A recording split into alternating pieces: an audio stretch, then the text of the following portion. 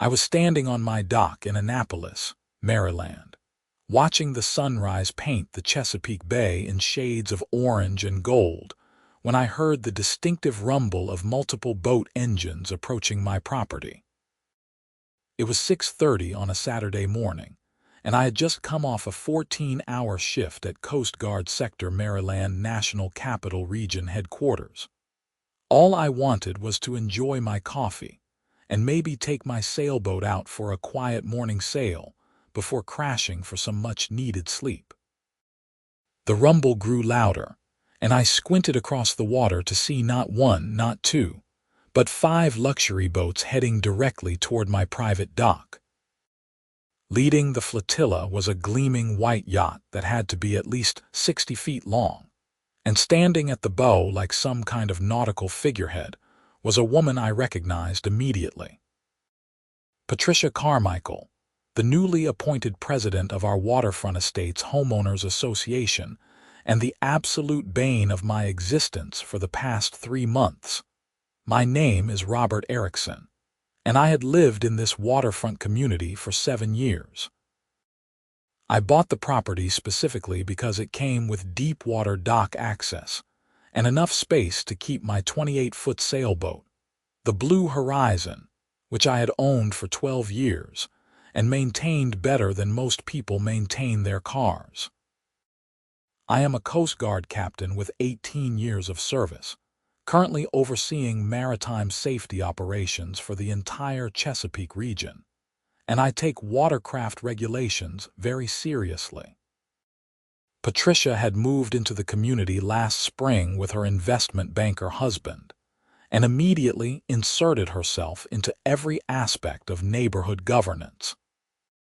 Within 2 months, she had maneuvered her way into the HOA presidency by convincing the elderly board members that she had fresh ideas and modern approaches to community management. What she actually had was an inflated sense of entitlement and a complete disregard for property rights. The yacht was close enough now that I could see Patricia waving enthusiastically at me, her blonde hair styled in that aggressive suburban bob that seemed to be the unofficial uniform of HOA tyrants everywhere.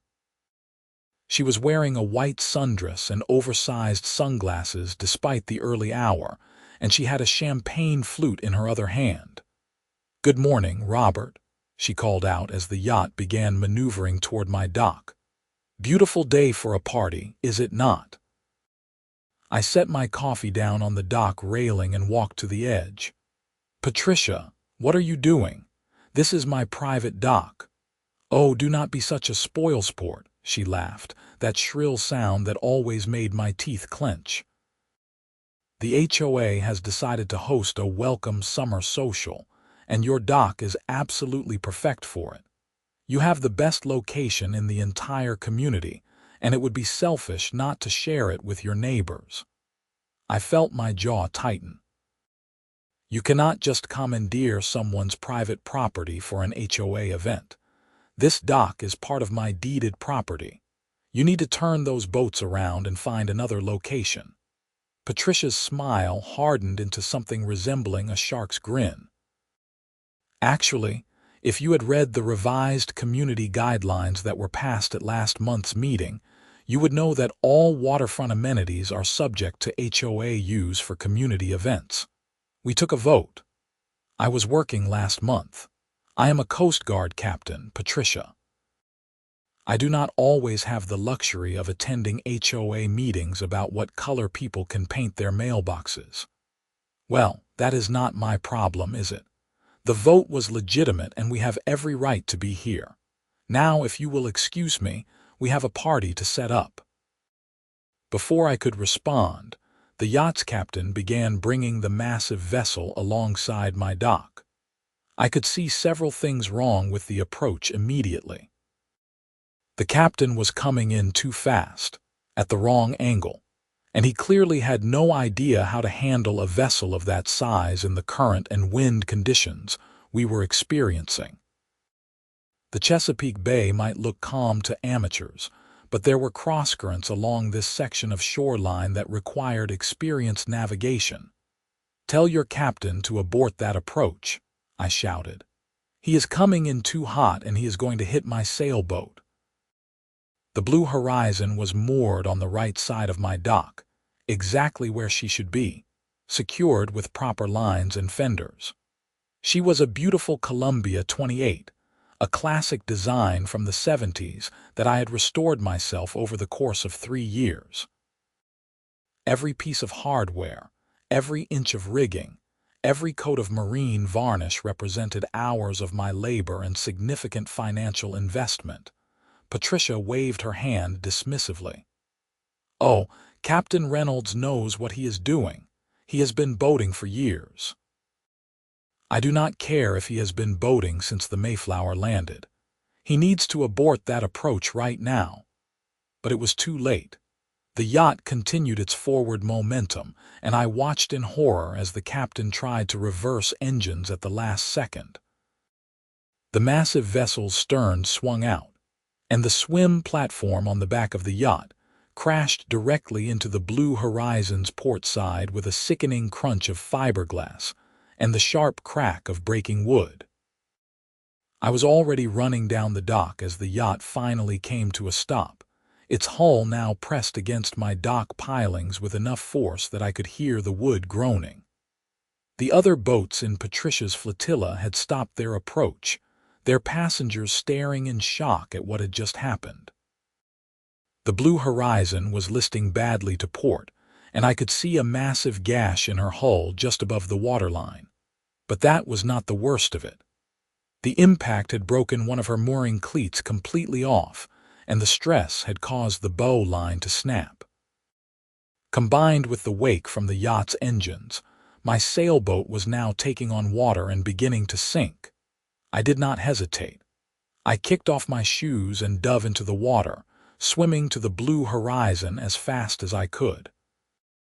The water was cold, probably around 60 degrees, but adrenaline kept me moving. I reached the sailboat and hauled myself over the side, immediately going below deck to assess the damage. Water was pouring in through the hull breach, already covering the cabin sole. I could see that the impact had not only cracked the fiberglass, but had also damaged several structural supports. This was catastrophic damage, and without immediate intervention, the Blue Horizon was going to sink.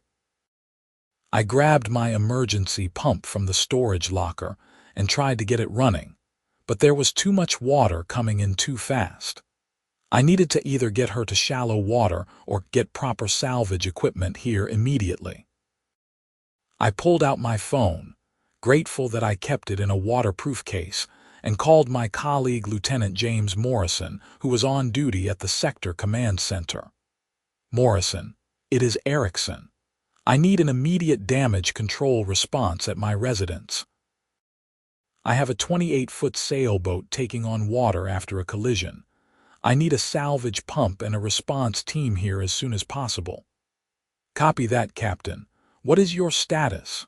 "I am on the vessel now, attempting to control flooding, but I am going to need assistance." "Send whoever is available." "Roger. We will have a team there in 20 minutes. I hung up and went back to fighting the water, but it was a losing battle.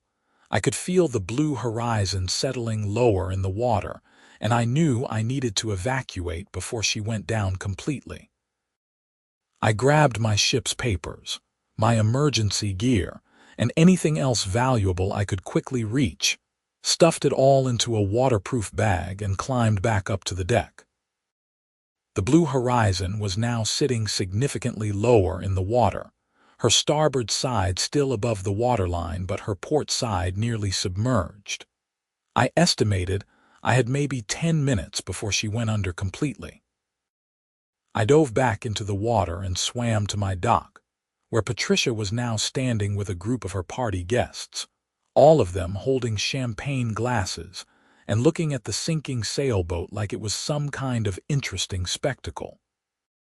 "Well, that is unfortunate," Patricia said as I hauled myself back onto the dock, dripping wet and furious. But these things happen. That is why people have insurance.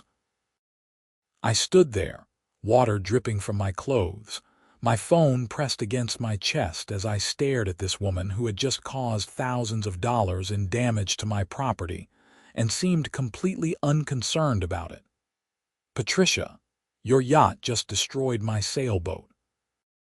That vessel is going to sink, and you are legally liable for all damages. She took a sip of her champagne and shrugged.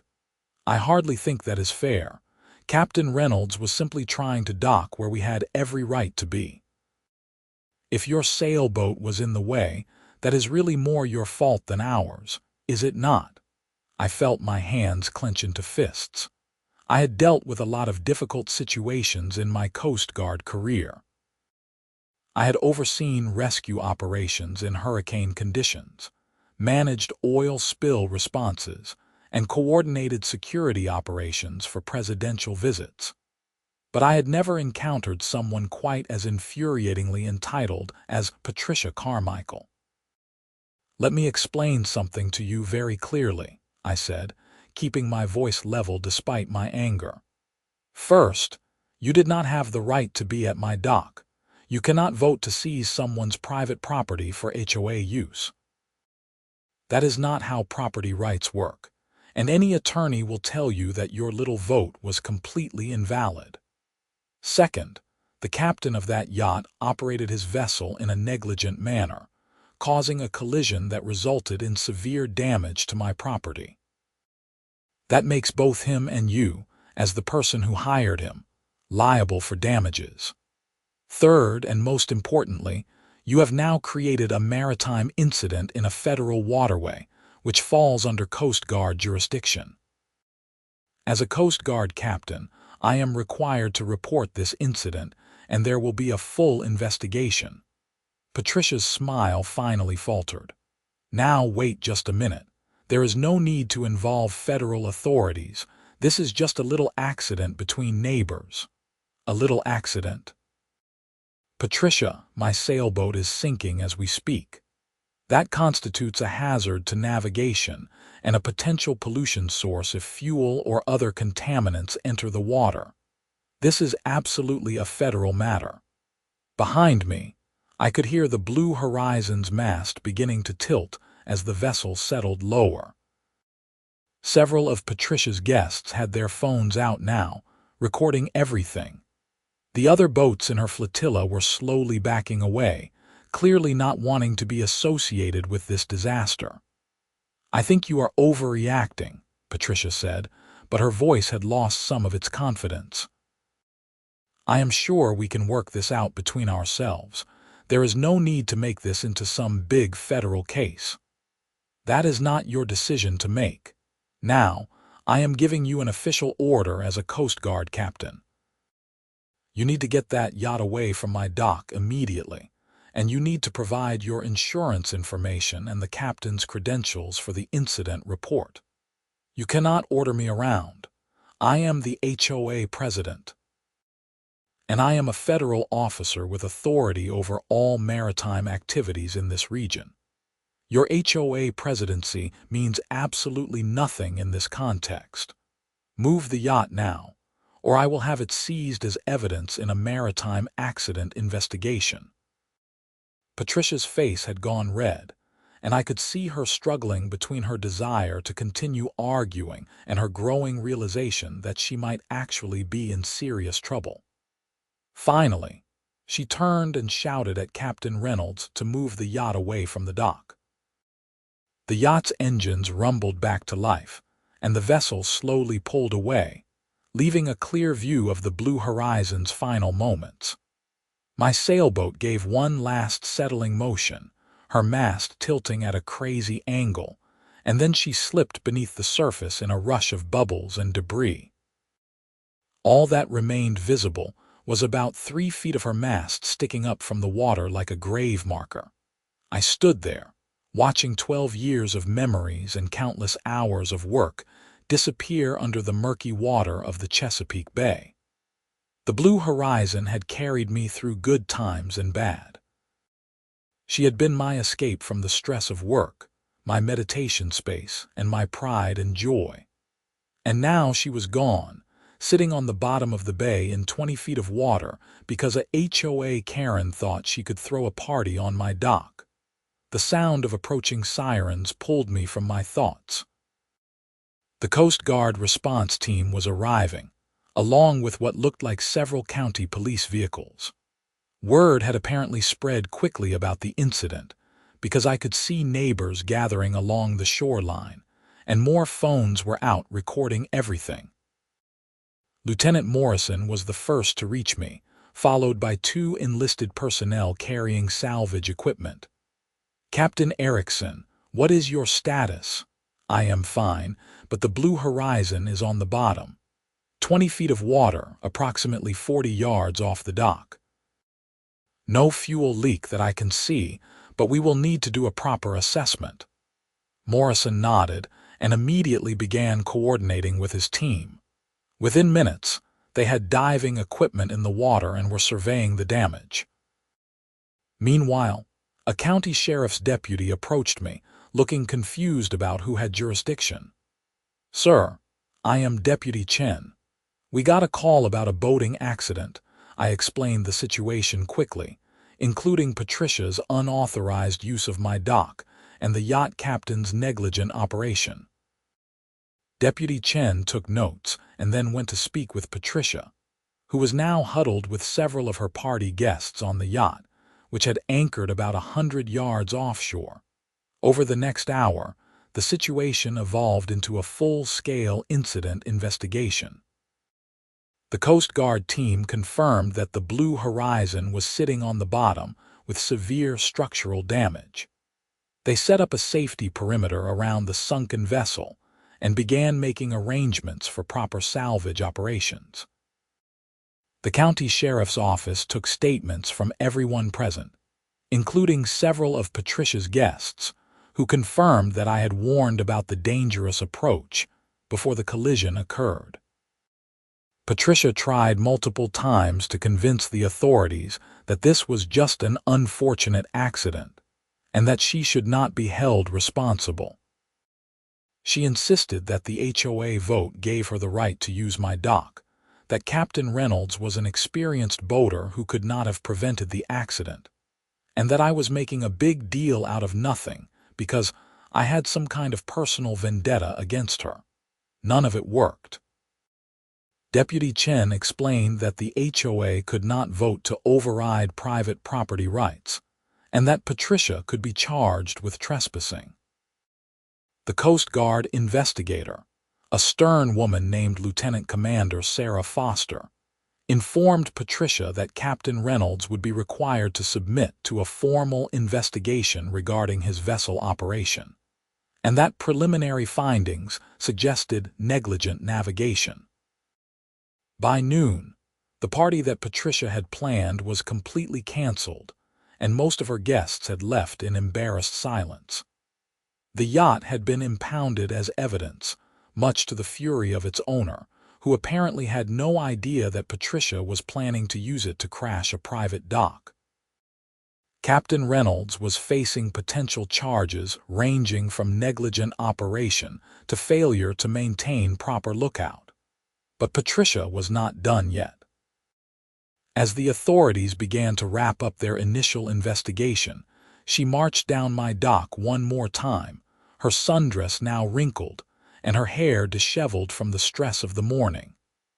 "This is not over, Robert," she said, pointing her finger at me like a weapon. "I am going to make your life miserable. I am going to fine you for every tiny violation I can find. I am going to make you regret ever crossing me."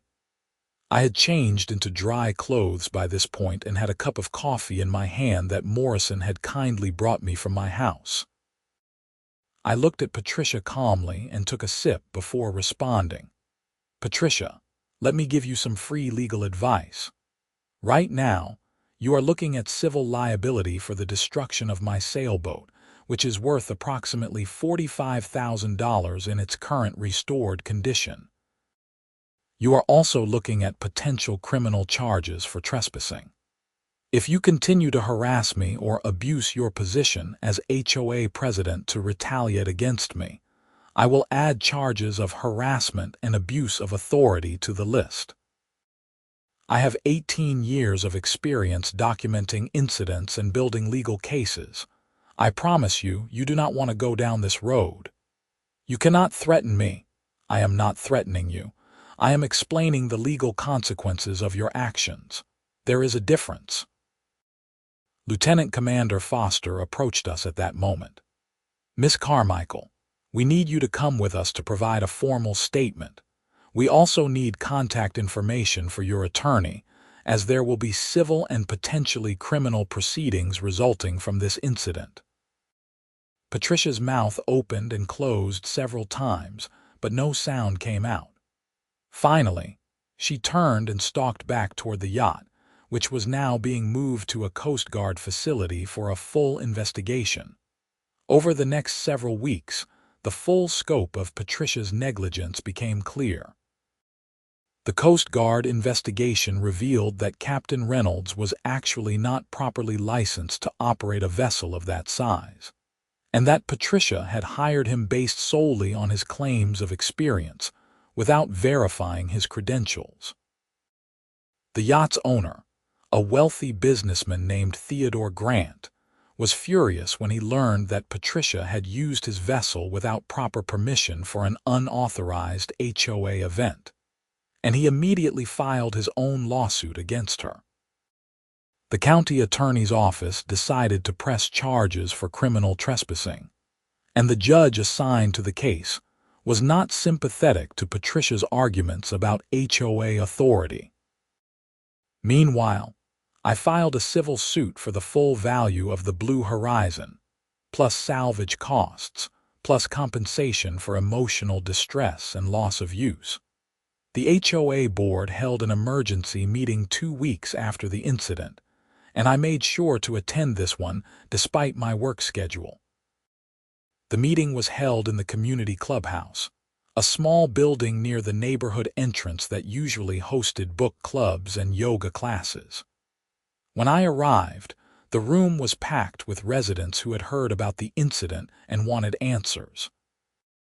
Patricia sat at the head table with the 4 other board members, looking significantly less confident than she had on that Saturday morning.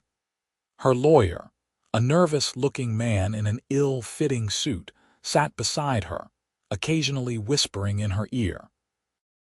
The board president pro tem, an elderly retired teacher named Margaret Sullivan, called the meeting to order and immediately addressed the situation. As you all know, there was a serious incident several weeks ago involving our HOA president and the private property of one of our residents, Robert Erikson. The board has been conducting an internal investigation into the circumstances surrounding this incident, and we have some serious concerns about the actions taken by Miss Carmichael. Patricia tried to interrupt, but Margaret held up her hand firmly. Miss Carmichael, you will have your chance to speak.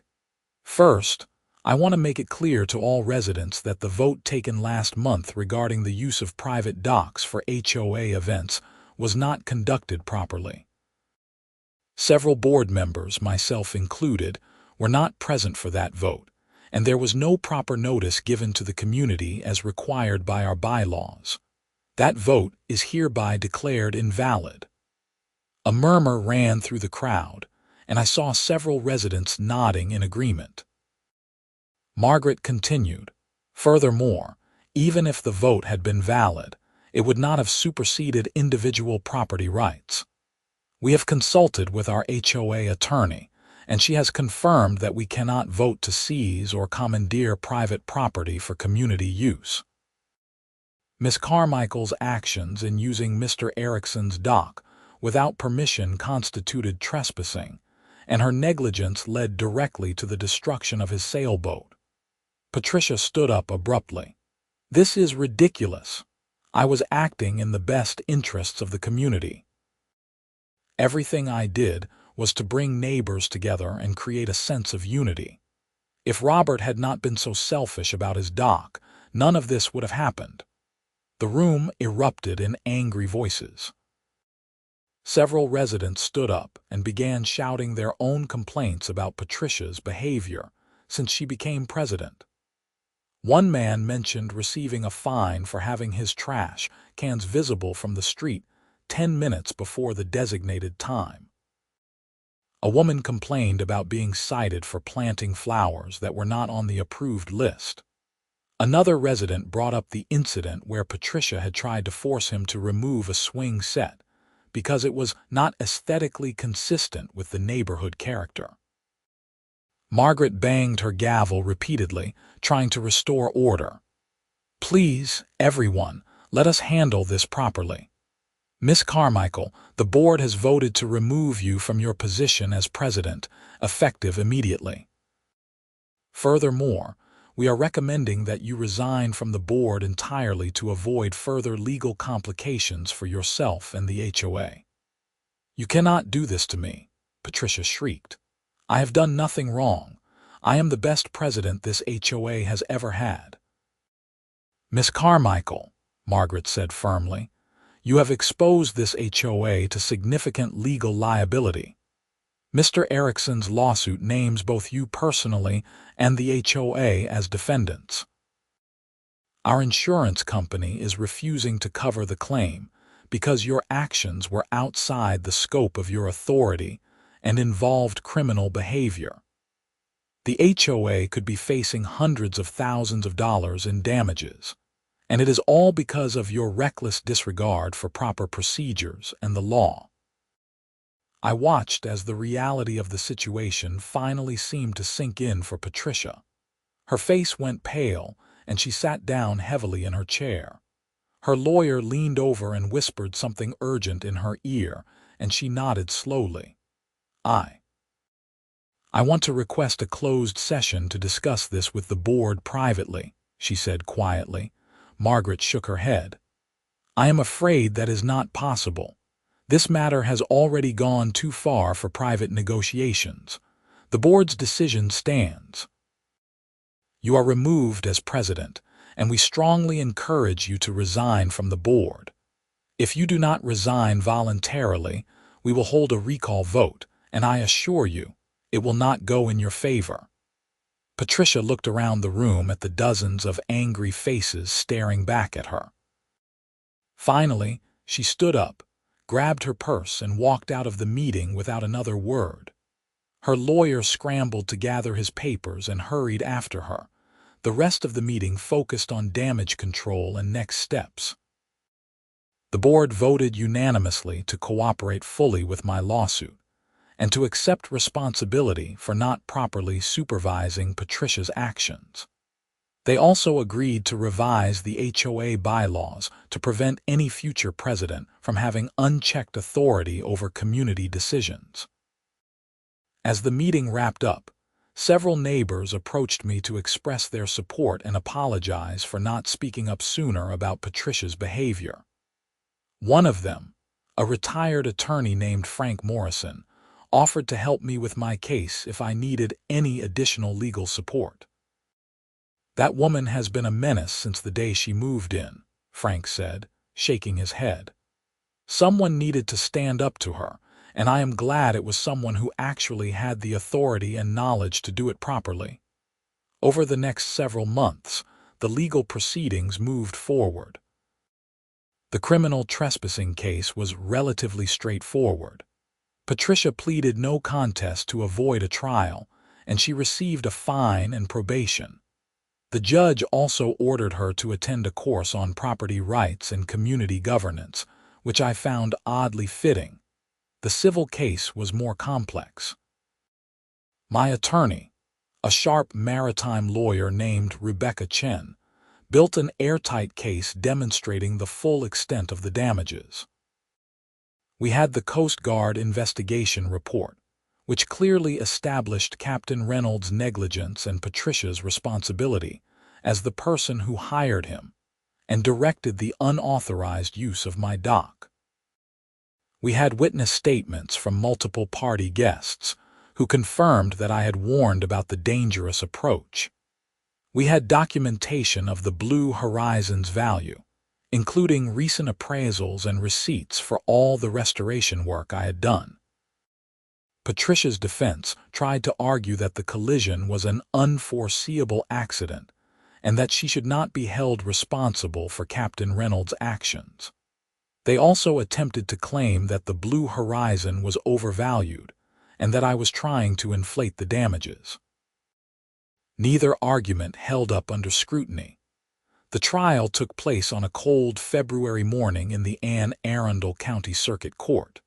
Judge William Thompson presided, a veteran judge known for his no-nonsense approach and his background in maritime law. The courtroom was surprisingly full, with several of my neighbors attending to watch the proceedings, along with a few reporters who had gotten wind of the story. I testified first, walking the jury through the events of that Saturday morning. I explained my background as a Coast Guard captain, my warnings about the dangerous approach, and the moment when I watched the Blue Horizon sink. I also presented detailed documentation of the boat's value and my emotional attachment to it. Patricia's attorney tried to paint me as someone who was inflating the damages and who had contributed to the accident by leaving my boat moored in a shared waterway. Rebecca shut that down quickly by pointing out that my dock and the waters immediately around it were part of my private property, and that I had every right to moor my vessel there. Several witnesses testified, including Lieutenant Commander Foster from the Coast Guard and Captain Reynolds himself, who reluctantly admitted that he had been operating beyond his skill level and had not properly assessed the docking conditions. Theodore Grant, the yacht's owner, also testified, confirming that Patricia had taken his vessel without proper permission. The most damaging testimony came from several of Patricia's former party guests, who described how she had bragged before the event about putting that arrogant Coast Guard captain in his place, and showing him that the HOA rules this community, not federal authority. Those statements established that Patricia had been motivated at least in part by personal animosity, rather than any legitimate community purpose.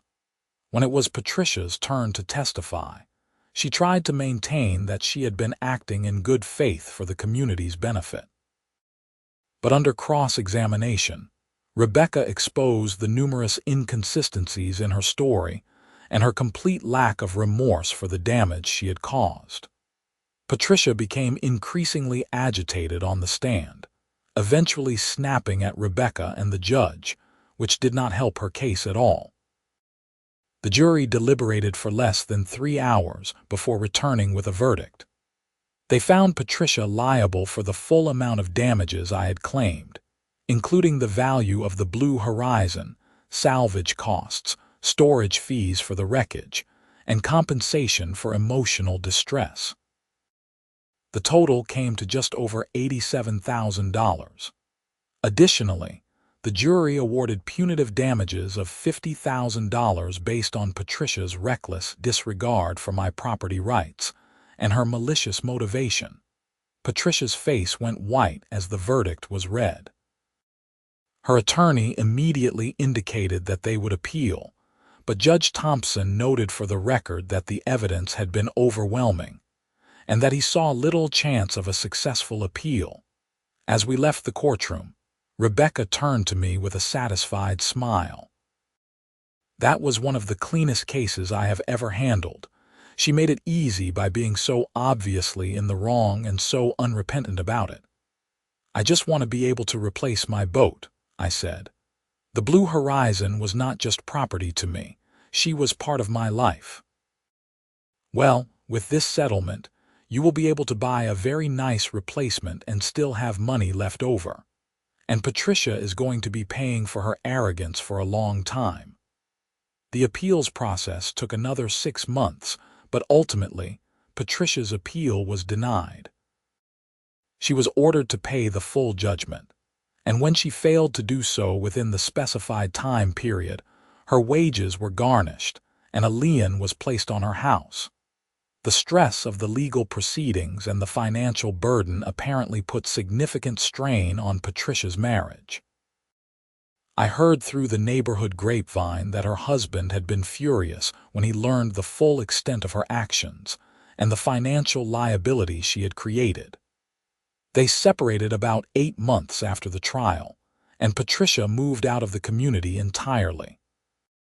The HOA underwent significant reforms following the incident.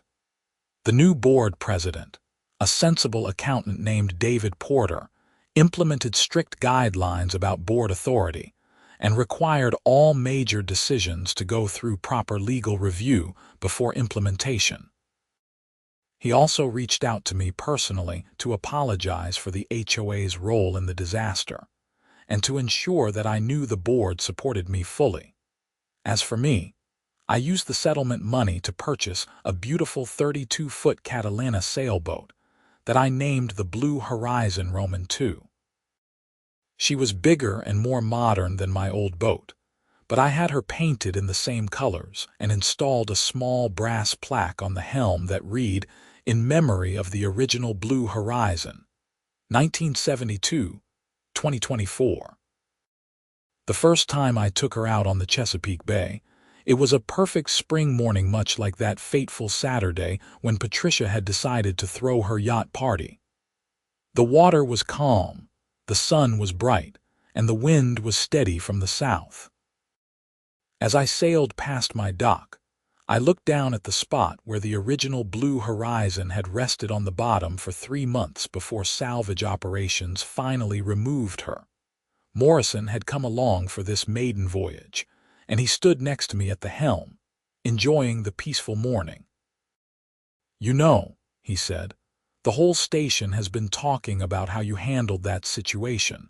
You have become something of a legend." I laughed. "A legend for having my boat sunk by a HOA president? That is not exactly the kind of fame I was hoping for." "No, a legend for standing your ground and making sure that entitled people face consequences for their actions.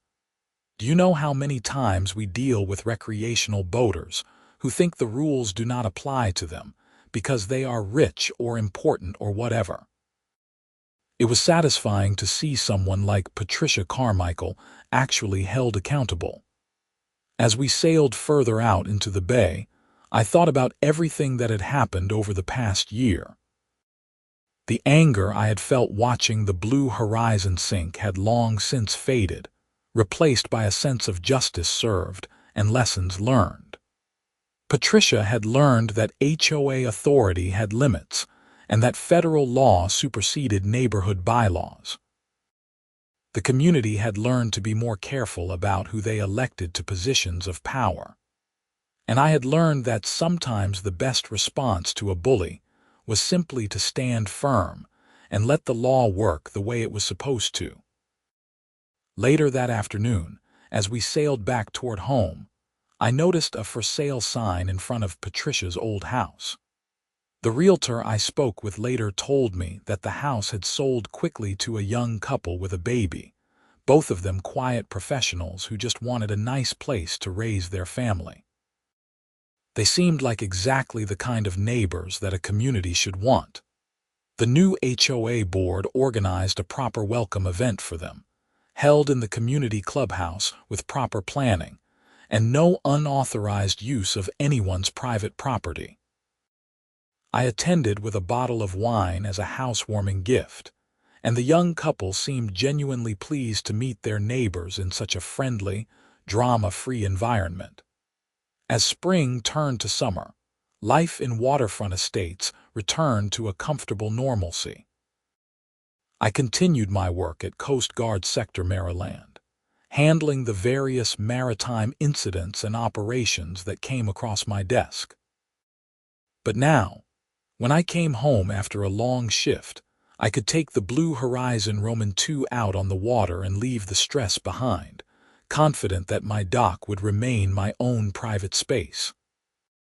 One Saturday morning in June, about 14 months after the original incident, I was sitting on my dock drinking coffee when I saw a familiar sight. A small boat was approaching, but this time it was a Coast Guard patrol boat with Morrison at the helm. He waved as he carefully and properly approached my dock, his approach angle perfect and his speed appropriate for the conditions. "Permission to come aboard," he called out, grinning. "Granted, Lieutenant.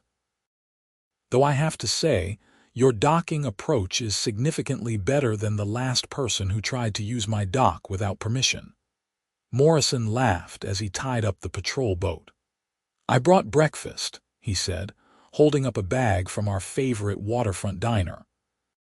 "Figured we could eat, and then maybe take the Blue Horizon Roman II out for a few hours. I am off duty, and the weather is perfect." We sat on the dock, eating breakfast sandwiches and watching the morning sun sparkle on the water. Other boats were beginning to emerge from the various private docks around the community, their owners enjoying the beautiful weather and calm seas. "You ever think about what would have happened if you had not been home that morning?" Morrison asked. "Or if you had not been a Coast Guard captain with the authority to handle the situation?" I considered the question. "Honestly, I think Patricia would have gotten away with it. She would have bullied me into accepting some low-ball insurance settlement, and she would have continued abusing her HOA authority until she destroyed someone else's property or life. The only reason I was able to stop her was because I had the knowledge and the authority to recognize what she was doing and to invoke the appropriate legal remedies. It makes you wonder how many HOA tyrants are out there getting away with similar behavior because their victims do not know how to fight back. A lot, probably. But every time someone stands up to them and wins, it sets a precedent. It shows other people that they do not have to accept abuse from petty bureaucrats who think a title gives them unlimited power. We finished our breakfast and spent the next 4 hours sailing the Chesapeake Bay, the Blue Horizon Roman II performing beautifully in the steady wind. As we tacked back toward home in the late afternoon, I felt a deep sense of contentment. The nightmare that Patricia had caused was over, justice had been served, and life had moved on. The Blue Horizon Roman II carried me smoothly through the water, her sails full and her hull cutting cleanly through the small waves. She was not a replacement for the original Blue Horizon, not really. Nothing could replace 12 years of memories and the countless hours I had spent restoring that classic sailboat. But she was a worthy successor, and I knew that I would build new memories with her over the years to come.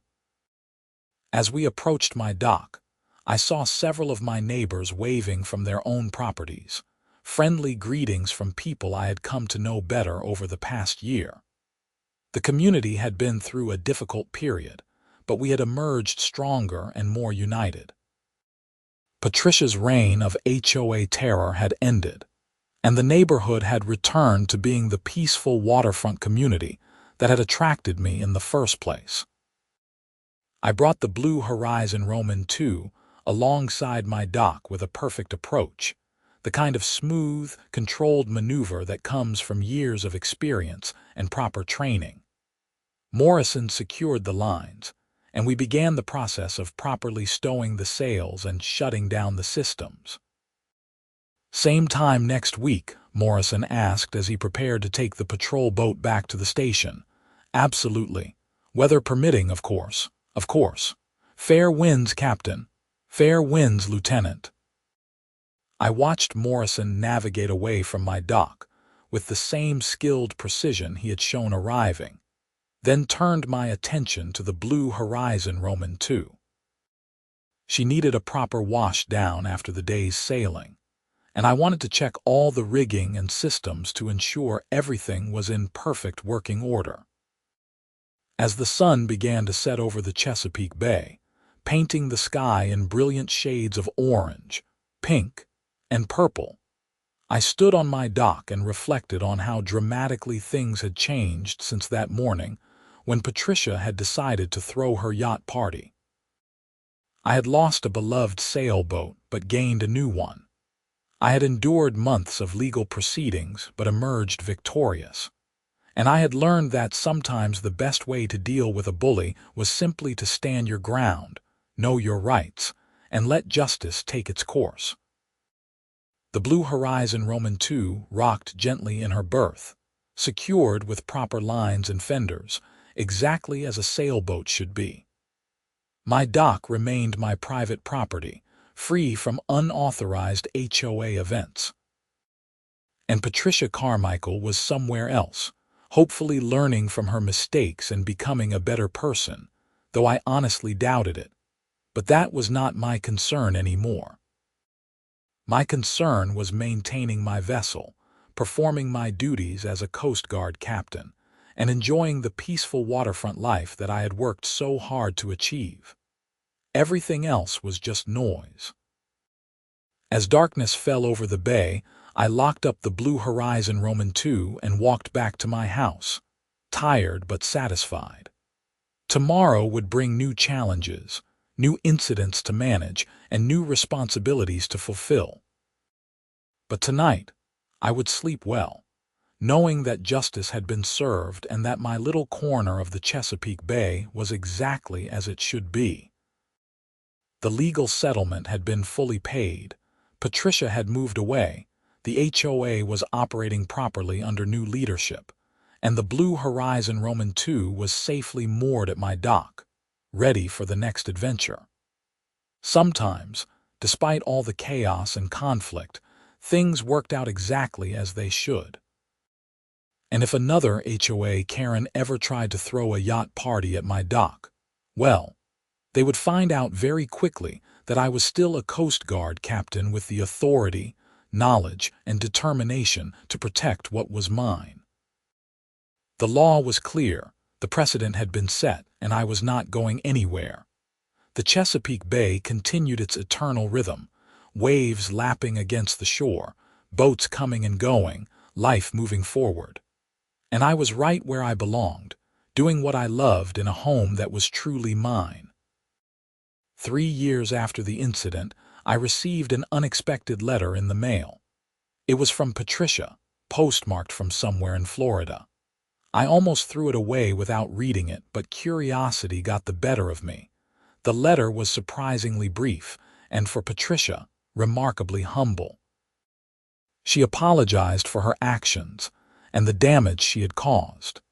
She explained that losing the lawsuit and her marriage had forced her to reevaluate her behavior and priorities.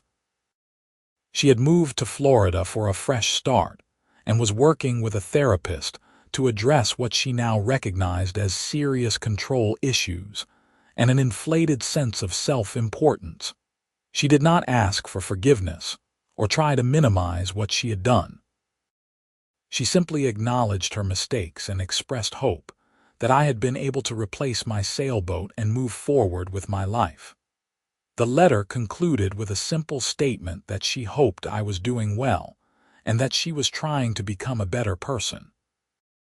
I read the letter twice, then folded it and put it away. I appreciated the apology, even if it came years late. It suggested that perhaps Patricia had actually learned something from the consequences of her actions. Whether that change was genuine or permanent, I had no way of knowing, but at least she had made the effort to apologize. I never responded to the letter.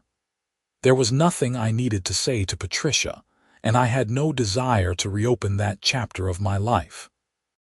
But I kept the letter in a file with all the other documents from the incident, a final piece of closure to a story that had dominated so much of my time and energy. Life continued in waterfront estates. The community thrived under sensible HOA leadership that respected property rights and followed proper procedures. I continued my Coast Guard career, eventually earning a promotion to senior captain and taking on even greater responsibilities for maritime safety in the Chesapeake region. The Blue Horizon Roman II remained my constant companion, carrying me through countless sailing adventures and providing the peace and solitude I needed to balance the demands of my professional life. I added new memories to replace the ones I had lost with the original blue horizon, though I never forgot that classic sailboat and what she had meant to me. And every time I saw a news story about HOA overreach or abuse of authority, I thought about that Saturday morning when Patricia had tried to commandeer my dock for her yacht party. I thought about how easily she could have gotten away with it if circumstances had been different. And I felt grateful that I had the knowledge, authority, and determination to stand up to her and ensure that justice was served. Because in the end, that is what really mattered. Not the money from the settlement, not the satisfaction of seeing Patricia humbled, but the principle that people cannot simply abuse positions of authority to violate other people's rights. HOA presidents, government officials, corporate executives, or anyone else with a title and some power must still follow the law and respect the rights of others. That lesson, hard-won through the destruction of my beloved sailboat and months of legal proceedings, was worth remembering. And it was worth sharing with anyone who found themselves facing similar abuse of authority, whether from an HOA Karren or any other petty tyrant who thought their position gave them unlimited power. The law exists for a reason. Property rights matter. And sometimes, when someone crosses the line, the only appropriate response is to stand firm, document everything, and let justice take its course. It might take time, it might be frustrating, and it might require significant effort. But in the end, right tends to prevail over might, as long as people are willing to fight for it. As I stood on my dock one final evening, watching the sun set over the Chesapeake Bay with the blue horizon Roman II rocking gently beside me, I felt a deep sense of peace. The chaos that Patricia had brought into my life was long past. The anger and frustration had faded away. What remained was simply gratitude for the life I had built, the career I loved, and the beautiful sailboat that carried me through the waters I called home. Tomorrow would bring new challenges, new responsibilities, and new adventures. But tonight, everything was exactly as it should be. My dock was mine, my sailboat was safe, and justice had been served. And really, what more could anyone ask for?